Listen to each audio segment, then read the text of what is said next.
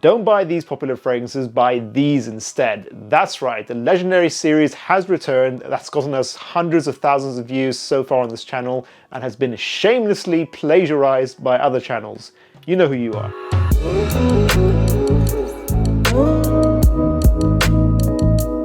A lot of people ask me how the editing for this channel is so good, and as someone who previously had no experience in this kind of stuff before I started School of Scent, I want to tell you my secret for how I learned so quickly, and that is Skillshare. If you know a big YouTuber by the name of Ali Abdal, he's a friend of mine. He actually created a very good class about how to edit videos on YouTube using Final Cut Pro, and that's how I got myself started, and that's how School of Scent got its start, and how people learn to love us and appreciate our very high effort in our production values.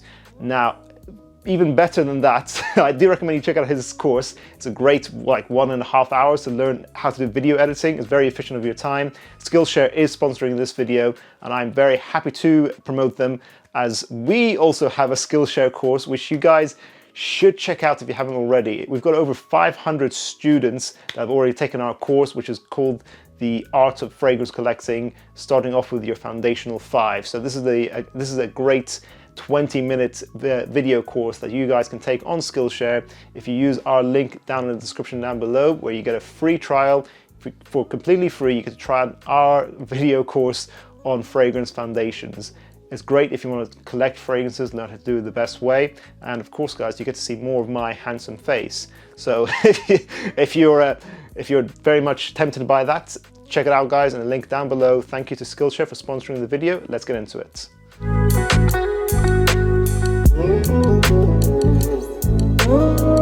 In this video, we're going to go through 7 pairings of fragrances. One where it's the popular fragrance that some people may have problems with and may not want to buy them and are looking for a superior alternative. And then I will give you that alternative as the second fragrance.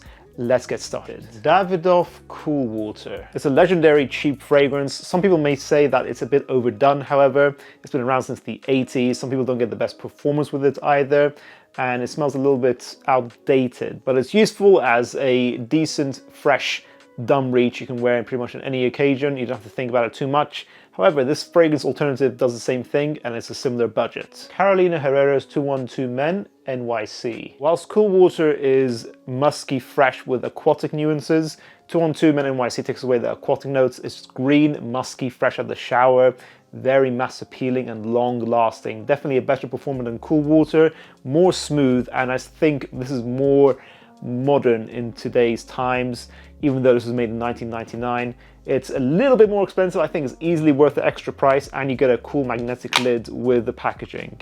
Moschino Toy Boy. I personally love this. I think it's very creative. It's a pear rose spicy fragrance that a lot of guys don't like because of how they think it's too feminine, which is fair enough. I think this is a unisex fragrance overall, even though it's marketed to men. It does have tremendous performance. However, it is a polarizing fragrance. I can appreciate that. My alternative is Maison Francis Kurkdjian's L'Homme à la Rose, which is a more traditional green, masculine rose scent for men, which is going to be a higher price tag, but I think it's easily worth the price. I had a sample of this, very long lasting, a nice clean rose signature for men that will be versatile. It can be used pretty much most of the year round, maybe not winter time, but it can be used all year for the office. Versace Pour Homme. You guys know what the alternative is going to be. It's all over the fragrance community right now. Versace Pour Homme is a great fragrance. It is fairly priced, decent performance, great versatility, great classic DNA, but this affordable alternative is just so good to pass up, it might make this redundant. Missoni Wave. This is about half the price of Versace Pour Homme. It lasts a similar amount of time, 6 to 8 hours, very similar in quality, and it smells like a mixture of Chanel's L'Homme Sport and Versace Pour Homme, and this is right in the middle of those two DNAs, which is very impressive for a 20-pound fragrance. And you get also a magnetic cap with this, which is also impressive.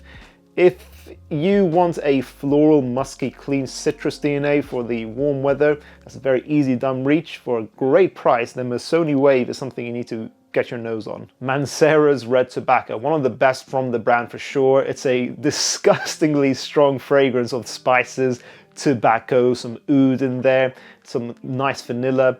It's calms down a little bit after the opening. I think the opening is a little bit harsh and challenging. I personally don't mind it, but a lot of guys don't like it. And I actually think the fragrance is just too strong in general. It lasts 24 hours, making it a tricky fragrance to wear, in all honesty. Hafez 1984. This is much better than Red Tobacco in my opinion. It's a 12-hour long fragrance, but it's still extremely strong. I've got a 30 ml here for £35, maybe $45. Extremely affordable. It's technically an original creation by the brand Alexandria fragrances, who generally do clone fragrances. But this will have similarities to Red Tobacco, mainly in the opening. It's still got that tobacco, spices, and vanilla, but then it mixes in a rum note, making it have more character, and it's a lot more smooth than Red Tobacco in my opinion. This is a lot more palatable, and it gets me a ton of compliments. If you want a loud, head-turning fragrance that's extremely high quality, I think it smells higher quality than Mancera whilst being half the price. This is one of my secret hidden gem powerhouses that I only recommend to my viewers. And whilst we're sticking on the topic of Alexandria fragrances, I will say I don't recommend Roja's Elysium. I think Roja's house in general does have some strong offerings, but this is not one of them. I think it's overhyped. It's usually the first one people go into. It's probably his most beginner-friendly fragrance. It sort of takes the Aventus style of perfumery, it makes it its own fragrance, making a very smooth citrus, musks and vetiver fragrance that doesn't last that long. It's overpriced for what it is. And I recommend instead Alexandria Fragrances Zion, which is their take on Elysium. It's got a stronger performance, has more character. It has that smokiness from the Aventus style of perfumery, but it's amped up in Zion, and it really feels like it's screaming off your skin and giving it more character and standout appeal. Plus, it doesn't hurt that it's a tenth of the price of Elysium. Tom Ford Oud Wood. Masterpiece DNA that is marketed as unisex, but I think smells masculine in my opinion. It has the green, woody, sharp notes in the opening and mid that drives down to this very clean and sexy vanilla musk. Now, this is a great DNA. I do think the more modern formulations aren't as good as this vintage bottle I have here. However, there is a clone fragrance that has surpassed even the vintage bottles of Oud Wood. That is Thameen's Carved Oud. This is a shameless copy of Oud Wood. However, it has improved upon it easily. It just smells more smooth. It doesn't smell like an obviously synthetic oud. I don't think it's real oud in here still, but it's not as obvious in this fragrance. It has great performance, 10 hours. It's a tiny bit closer to the skin, but I think it lasts longer than Oud Wood for sure. Overall, I'm very impressed by this, and I cannot recommend Oud Wood at the moment whilst this exists. If you've experienced Oud Wood, then that's fine. You should experience it. It's a staple in the community, but I think Carved Oud is definitely superior. And finally, Versace Eros. This came out in 2012, and 10 years on, I actually think this smells outdated. When I smell this, I think this smells very much like it's set back in those days with outdated synthetic molecules. It has all these synthetic ingredients that just haven't kept up with the times, and I think it actually smells plain.